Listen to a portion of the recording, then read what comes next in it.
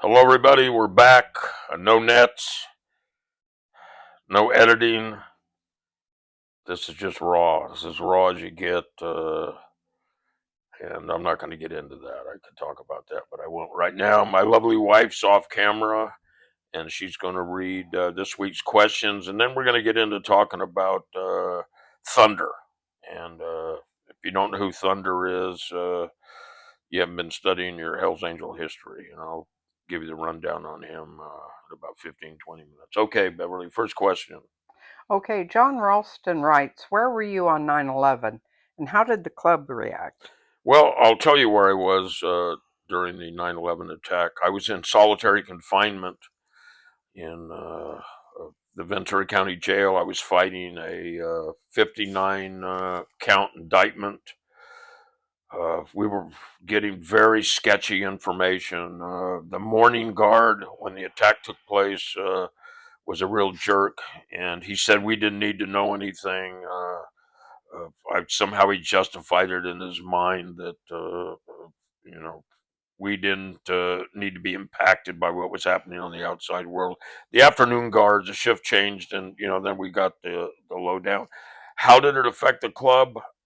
I don't know because I had a protective order against me. I wasn't allowed to talk to people.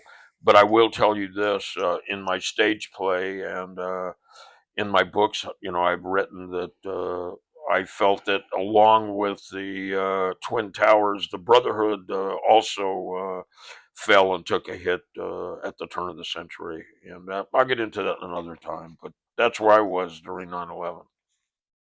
Okay, this is an anonymous question. I can see why. George, are you afraid to talk about the pagans? Well, I don't know why you didn't sign it, but look, I'm not afraid to talk about the pagans. I've talked about the pagans. Uh, we don't have we being my former associates, we never had a good relationship with the pagans. Lou and Sonny had some sort of personal problem, I think. Never got down to it, but I have met with the pagans. Met with the pagans. A couple of pagans showed up in Sturgis one year, and I approached them. There was a lot of people from the East Coast getting worked up. I approached them and told them I didn't think there was a good environment. They were very respectful. I was very respectful to them.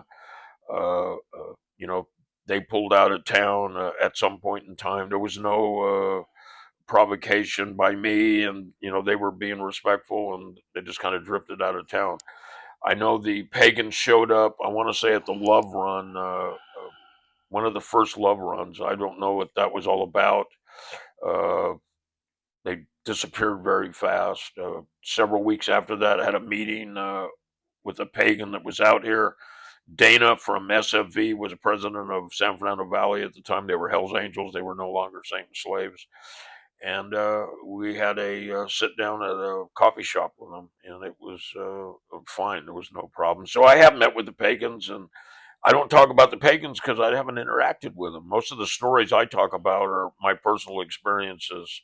Uh, I don't know if that's enough for you, but if you want to come out from the shadows and ask some serious questions and identify yourself, I'll be more than happy to carry this conversation on. All right, Bill. Okay, Smitty1, your thoughts on clubs coming to the table? I think it's great. I adopted that posture in 1987 when I returned from Terminal Island Prison. Not really a prison; it was FCI. But when I found out clubs didn't fight in custody, I thought, well, why are we fighting on the street? I think it's great. I hope they do it. I hope they make some progress. If I can help in any way, my services are always volunteer. Okay, John Ralston again. What's your writing process? Well, I try to put aside 20 minutes a day to write, half hour a day. Sometimes I go longer, sometimes I go shorter. I try to sit in front of the computer when I am in my writing mode to do something. Uh, if I'm not inspired, I walk away, but I kind of can usually get into it. I don't know, for some reason, mornings are the best for me, but sometimes I'll sit down in the afternoon, I'll get a thought on one of my walks, take notes when I'm walking if I think of things. But it's a long process. This last book, Crossing the Rubicon, 3 years. I've been working on it. It's done, but the formatting isn't done yet. That's what we're working on now. Beverly and I edited the whole thing together. I wrote it. Beverly and I edited it. We'll probably send it for one more edit by an outside source because we're just so close to it. But that's the process. I've got another book I already started on the Night Stalkers. I wrote about three-quarters of it in Spain. It's about a fictional story about a outlaw bike club named after a vampire legend, and it's pretty interesting. But anyways, next one, Bev. Beth Hall, how do you lay claim to my father's death head? I don't know who you are or what Really? your trip is, and it's not your father's death head. It had to do with a lot of servicemen. I answered you on uh, the YouTube comments, but you never even respected that I answered you and answered me back. So, the clubs were made up of all veterans, so I don't know what you're woofing about. So I'll talk to you later about that if you ever come out from the shadows. Okay, JC, we need Your Mom Knows George Christie stickers inspired by Bill Reed. He must have heard us yesterday. No, actually, that came before, but Beverly is working on some Ask Your Mom stickers. And when we get them and they're available, we're not going to charge for them. They're going to be free, just kind of a fun gag thing to do. But I'll keep everybody posted. Ask your mom. You'll have to send a self-addressed stamped Yeah, you got envelope. to. I'm not going to just mail them out. You're going to have to send a self-addressed stamped envelope if you want one, because it gets too tedious, man. Like I can't be sending hundreds of envelopes back a day. All right. Crookside Wood, he doesn't have a date on this, so this might be a little difficult. Okay. Most feared top 5 Hell's Angel in my day. Why don't I you do think he means your in my day? day. Yeah, I Okay. think I might have, I rewrite these questions. I might Okay. have All rewrote it right. wrong. But, Slave Louis, Cave Dago Ortega, uh, Dana, uh, Big Albert.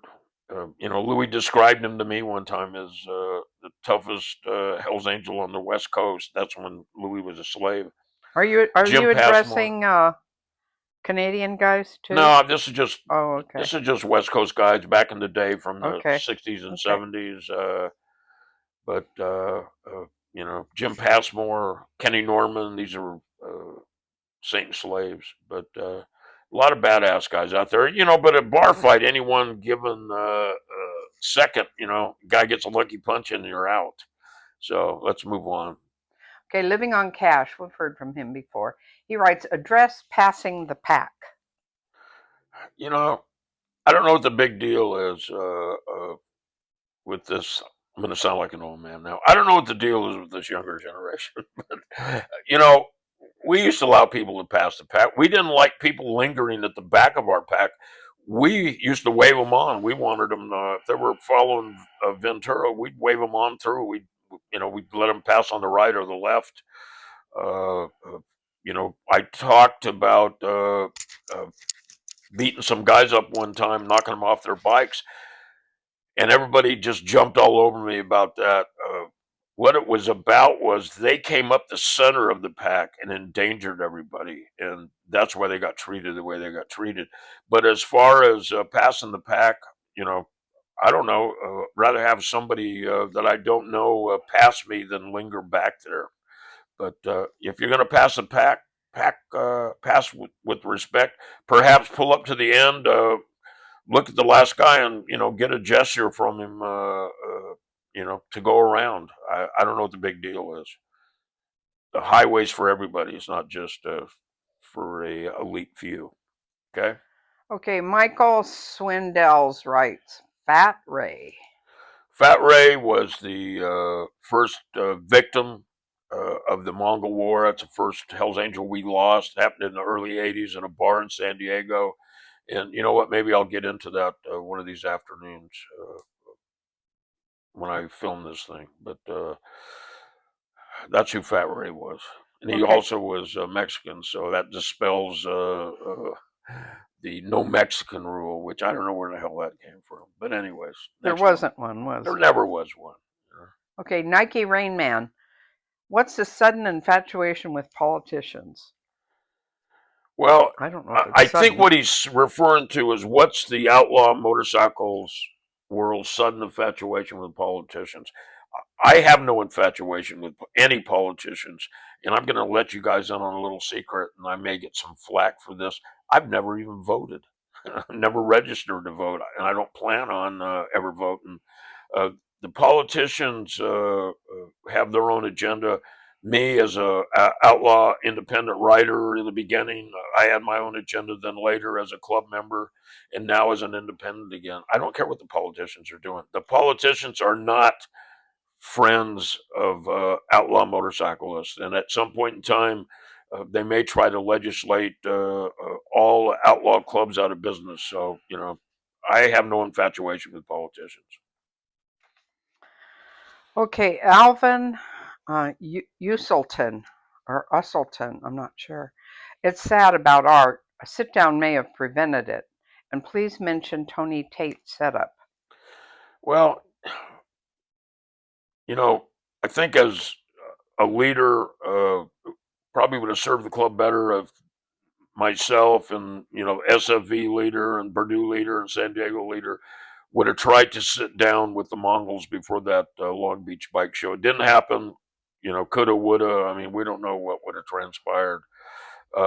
Art was also a victim of Tony Tate. He never went to trial because he wound up getting murdered. But Tony Tate came to me, wanted me to sell him some narcotics. I refused him. I told everybody in Ventura to stand down. He immediately went out to Purdue and talked to Art, got Art to sell him a couple of pounds of drugs. Uh, you know, did Art do it because he was a drug dealer? Yeah, perhaps, but I think Art did it more because he was a brother and he was trying to help Tony. Tony came up with this big sob story that he was in a financial crisis and he just needed to score one or two times to get out of it. I mean, the guy was a real piece of work, but that was something I didn't want to clutter up last week with Art's story because Tony Tate he doesn't deserve to be in the same breath as Art. Art was a really cool Hell's Angel and a good brother, and Tony Tate was a Piece of rat, an shit. informant, and a coward. Okay, Big Adkins writes The War in Charlotte with the Outlaws. And this is Okay, our last question. okay, Bev, I will see you. I'll carry this on. Uh, yeah, I want to talk about the war in Charlotte. People have been asking me about it, so I'm going to go back in time. Michael Thunder Finzio or something. I forget his last name. He was the founder and he was the president of the Charlotte Hells Angels. Originally, he was an Omaha, Nebraska charter, and you remember that's the first charter that came out of California. It was in Omaha, Nebraska. Thunder was a charter member. He may have been president too. I think I don't remember, but they were formed in 1966, and he started gaining political power in the club. He meaning Thunder. And I met Thunder in 1977 at the Fiddlers Convention in the Carolinas. What had happened is I'd gone down there. Old man John sent me down to the Fiddlers Convention. We wanted to give Charlotte some support. They were having a rough time there with the Outlaws. I went to the event. Tommy and from Cleveland and I started hanging out together, and we wound up getting in a fist fight that escalated into a gunfight. Now, I think the Charlotte Charter, all the Tar Heel Stompers who became Hell's Angels were already Hell's Angels when this happened, and they were there. After the shootout, we had a big meeting in the camp, and it was complete chaos. And during the course of that meeting, I realized Thunder uh, had a lot of sway. I started paying attention to who he was. Uh, I was the only member from Southern California there, so Thunder came to me later that night and asked me, well, what happened with. He was pretty pissed off that there was a gunfight at the convention. We were there specifically to show force so the outlaws would get the idea that we were prominent in the South. So after the dust settled, Thunder and I talked that evening, straightened everything out. He realized where I was coming from, and he invited me to come to Charlotte. He wanted me to come down there.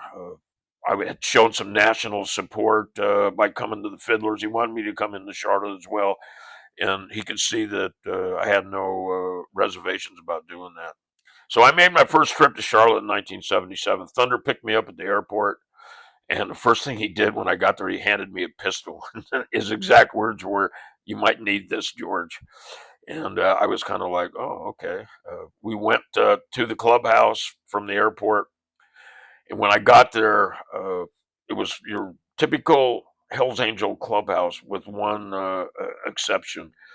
The one wall facing the street was sandbagged all the way almost to the ceiling, and there were gun ports where people could shoot out of the clubhouse, the front of the clubhouse. The outlaws would come by, strafe the place. If anybody was in there, they'd stick the guns out the gun ports and shoot back. So it was a hot and heavy deal. Uh, I made several trips down there to show support, and although it was a war zone, I always had a good time down there. It was always fun. Thunder had a sidekick, a guy named Tyler, and things were going great. Like I said, I made several trips, and then in 1981, September of '81, Thunder and Tyler were murdered, and it was just another purge. It was an inner conflict, and but what transpired afterwards was the most bizarre thing I ever experienced in the club. I was called to Oakland to come up there. I think I may have been vice president of Los Angeles by this time. I don't. Well, no, I was president then, 1981. So, anyways, I went up there. I was a Ventura member now. Went up there. I was a leader, and like I said, what transpired was the most bizarre thing. Uh, Went into the back room, and there was a phone sitting on a desk, and Sonny was waiting for a call. Sonny was there, and there were other officers there as well. Only person I remember was Sonny, myself. I think Junior from Richmond was there, and the phone rang. Sonny answered it. He put it on the speakerphone, and it was the guys that had killed Thunder. And it was a small group of 4 to 5, 6 guys, Hell's Angels from the South, and Sonny wanted them to come in. Sonny really took exception to Thunder's murder, and I think it was because Sonny was instrumental in getting the Omaha Charter started. Good friends with Thunder, and on the other end of this phone call, these guys are trying to justify why they killed Thunder, and I wasn't buying into it, man. It I don't remember the guys' names. I remember the guy. I thought he was an ex-military guy, but I don't know that for a fact. Now I already knew about Terry the Tramp. I knew that these things were taking place. Animal had told me about Tramp a couple of years earlier. I knew about Ray Glore, but Sonny seemed exceptionally invested in Thunder's murder, and I think it's because they had a personal relationship. So everybody knows the Purge of the '70s, Harry the Horse, Gary Robles, ex-member Snake. Uh, but somehow this whole thing felt different, and I almost think, and the Sunny people are going to be mad at me again, but I almost think it didn't sit well with Ralph Sonny. I'm speaking of, because Sonny didn't sanction it. It didn't have Sonny's blessing, and he was really pissed off about it. And I know he was trying to get these guys to come in. What would have transpired if they would have came in for a face-to-face meeting? God only knows. Probably would have been a shootout. But after that Thunder's murder, uh, Tyler was with him. They admitted on the phone that Tyler just happened to be there. He happened to be at the wrong place at the wrong time. They said they had no axe to grind with Tyler, but these guys had some real venomous feelings for Thunder. And at the phone call concluded, nothing was resolved. The guys never came in. Uh, Never went back to the Carolinas. You know, had kind of a bad taste in my mouth because of what transpired. But several years later, I had something really interesting happen to me. I started training in Marina Del Rey with some JKD guys, Jeet Kune Do guys, and Larry Hartzell was one of the instructors. Now, Larry Hartzell had also been an ex-sheriff in Charlotte, North Carolina. This is just all by coincidence.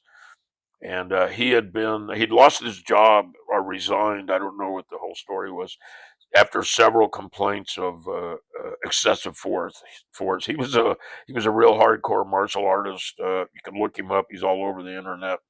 I trained with him. He came up and taught at my school in Ventura, and he found out I was Hell's Angel over the course of our relationship, and he started sharing information. And apparently, I'm under the impression that the reason there was so much problem down there, the cops were really leaning on the club members down there, is that one of the outlaws' fathers was either the chief of police in Charlotte or he was a high-ranking Charlotte police officer, and this guy got shot in a phone booth and got killed.